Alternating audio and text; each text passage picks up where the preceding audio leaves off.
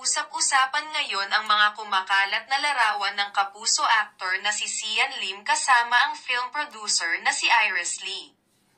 Isang Facebook page kasi ang nagbahagi ng larawan ng aktor kung saan makikitang nakaakbay ang aktor sa producer at nakahawak rin ito sa kanyang kamay. Bukod kay Sian ay makikita rin sa naturang larawan ang singer-songwriter na si Juan Carlos Labajo kasama ang rumored girlfriend nitong si Dea May. Matapos mag-viral sa social media ang naturang larawan mula sa Watanabe Riding Development ay maraming mga supporters ng Kapamilya TV host actress na si Kim Chu ang hindi mapigil ang manggigil. Matatandaang si Kim ay ang ex-girlfriend ni Sian at tumagal ang kanilang relasyon for 12 years.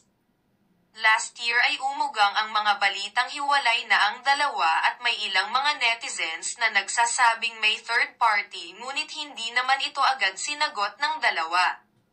Nitong December 2023 lang nang tuluyang maglabas ng statement si Kim kung saan kinukumpirma nitong totoong hiwalay na sila ni Sian.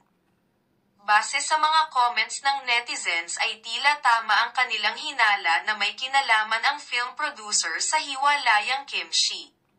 Time is the ultimate truth teller.